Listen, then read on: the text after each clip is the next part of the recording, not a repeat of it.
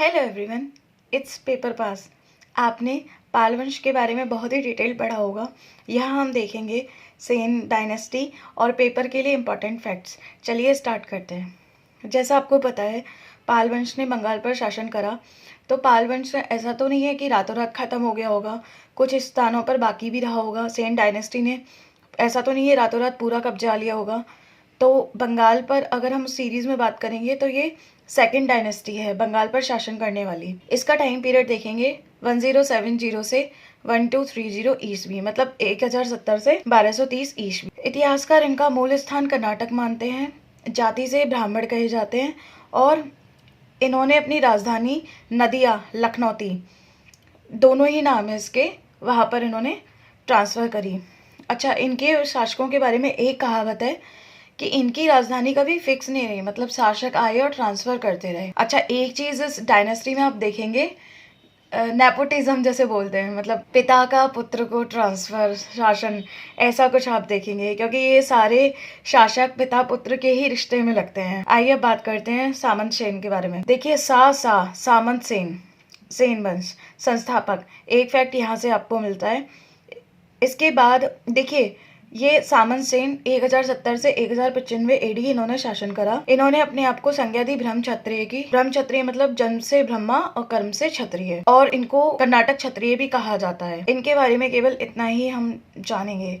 आगे बात करते हैं हेमंत सेन के बारे में। हेमंत सेन 1095 से 1096 केवल एक वर्ष शासन करा। ये एक वर्ष भी बहुत महत्वपूर्ण रहा। उसके बाद इनकी मृत्यु हो जाती है। इनको स्वतंत्र राज्य स्थापित करने का श्रेय दिया जाता है। यहाँ से हम बात करेंगे विजय सेन के बारे में। थोड़ा सा आप मैप देखेंगे, अच्छे से देखेंगे। ये ऊपर वाला पार्ट आपको दिख रहा होगा, आई होप, लखनौती, गौड़ा, ये वाला पार्ट विजय सेन। इनका टाइम पीरियड है 1096 से 1158 ईस्वी और 59। ये मैंने गूगल से रेफरेंस लिया है। इनकी उपाधि थी परम महेश्वर की, शिव उपासक कहे जाते हैं। इनके बारे में एक इम्पॉर्टेंट फैक्ट है, ये जो मैंने आपको ऊपर दिखाया है, यहाँ ये वाला पार्ट नॉर्थ बंगाल का, इन्होंने मदनपाल, अंतिम शासक पाल वंश का, नॉर्थ बंगाल का, गौड़ा भी कह सकते हैं, उसको निर्वासित करा। इन्हें रियल फाउंडर बोलते हैं सेन डायनेस्टी का। पहले स्वतंत्र शासक हैं जिन्होंने साम्राज्यवादी नीति अपनाई। देखिए, इससे पहले क्या हुआ, हेमंत सेन ने स्वतंत्र राज्य स्थापित करा, मतलब उन बाउंड्रीज से हटाया होगा पालों को, लेकिन इन्होंने अपनी साम्राज्यवादी नीति, मतलब पूरी तरह से पाल वंश भी निर्वासित कर दिया और अपना बॉर्डर लाइन भी अपनी बढ़ा ली। नेपाल, असम, कलिंग पर इन्होंने अधिकार करा। इनके बारे में कहावत है, इन्होंने देवपाड़ा में प्रद्युम्नेश्वर महादेव मंदिर बनाया। मैंने थोड़ा गूगल से और रिसर्च करी, लेकिन मुझे ज़्यादा रेफरेंस इसके बारे में नहीं मिला है। इन्होंने 2 सिटी बनाई, विजयपुर, विक्रमपुर। विजयपुर तो अभी है इंडिया में, वेस्ट बंगाल में, बट विक्रमपुर ये थोड़ा सा बांग्लादेश की तरफ शिफ्ट हो गया है। इनके बारे में देवपाड़ा अभिलेख में रेफरेंस भी मिलता है। विजय प्रशस्ति श्रीहर्ष, ये पेपर ओरिएंटेड फैक्ट है, आपको पता ही है। ये जो बनी है विजय सेन के संदर्भ में बनी है। अब हम इसमें बात करेंगे बल्लाल सेन की। 1158 से 1179 ईस्वी। इन्होंने भी उपाधि ली परम महेश्वर, गौड़ेश्वर, निःशंक शंकर। इनके बारे में एक इम्पॉर्टेंट फैक्ट ये है, इन्होंने कास्ट सिस्टम बंगाल में इंट्रोड्यूस करी, ठीक है, जाति प्रथा और कुलीन प्रथा। और इन्होंने कुलीनवाद सामाजिक आंदोलन भी चलाया। मतलब इन्होंने क्या करा, इन लोगों को इकट्ठा करने के लिए। इनके बारे में बुक्स में दान सागर, अद्भुत सागर, अवधूत सागर।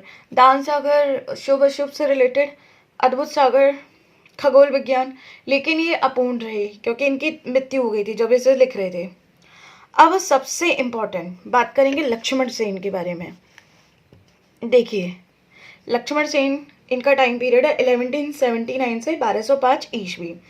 इन्होंने उपाधि ली परम भागवत की, गढ़वाल राजा जयचंद को पराजित करने के उपलक्ष्य में। इतिहासकार इन्हें काया नरेशों में गणना करते हैं इनकी।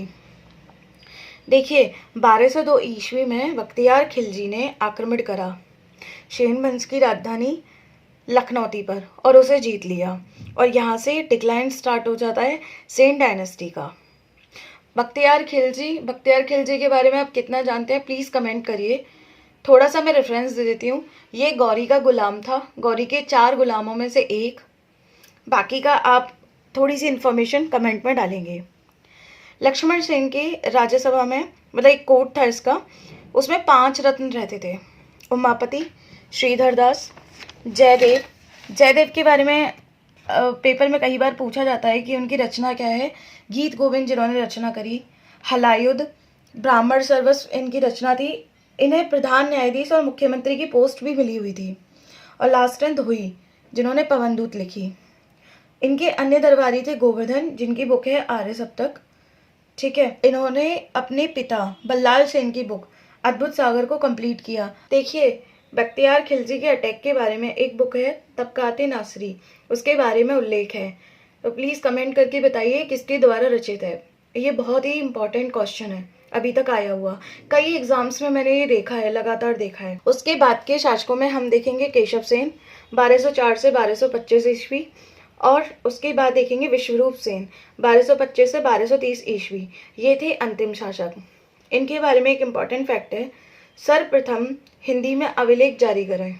तो यहाँ आपने पेपर इम्पॉर्टेंट सारी चीज़ें देख ली, सारे फैक्ट्स देख लिए, स्टार्टिंग से लेके एंड देख लिया। थोड़ा सा हमने मैप भी कवर कर लिया। अच्छा, अगर आपको याद करना है तो कुछ इस तरह से भी याद कर सकते हैं।